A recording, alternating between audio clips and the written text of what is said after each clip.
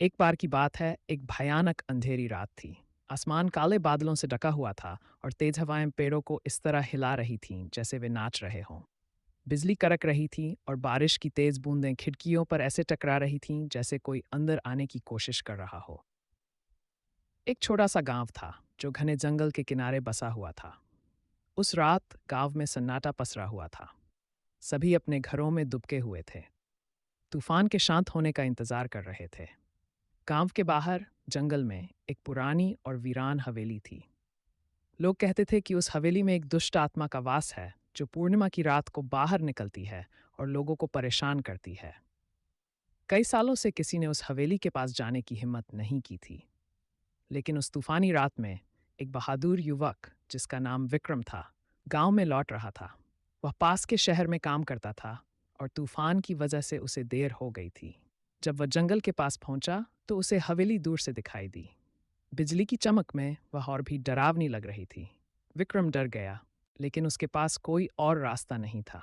उसे घर पहुंचने के लिए उस हवेली के पास से ही जाना था। उसने हिम्मत जुटाई और आगे बढ़ने लगा। जैसे जैसे वह हवेली के करीब पहुंच रहा था, उसे अजीब अजीब आवाजें सुनाई देने लगीं, जैसे कोई कराह रहा हो या फुसफुसा रहा हो। हवेली के मुख्य द्वार के पास पहुंचकर विक्रम रुक गया। दरवाजा थोड़ा खुला हुआ था और अंदर से हल्की रोशनी आ रही थी। उसका दिल तेजी से धड़क रहा था, लेकिन जिज्ञासा उसे अंदर खींच रही थी। उसने धीरे से दरवाजा खोला और अंदर झांका।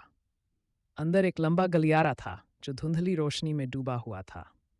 दीवारों पर पुरानी और धूल भरी तस्वीरें लटकी हुई थीं। अचानक उसे एक ठंडी हवा का झोंका महसूस हुआ और दरवाजा अपने आप बंद हो गया। विक्रम डर के मारे कांपने लगा।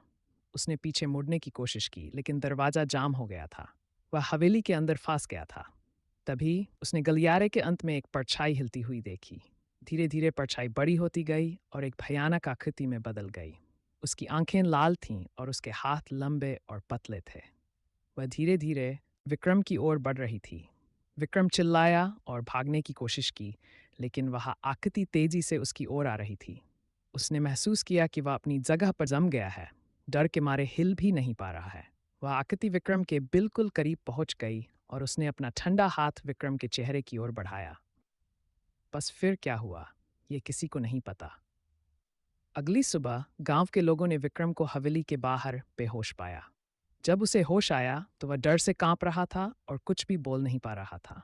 उस रात के बाद विक्रम कभी भी पहले जैसा नहीं रहा और उस वीरान हवेली के बारे में कहानियां आज भी गांव के लोगों को डराती हैं। तो कैसी लगी ये कहानी? क्या आपको डर लगा?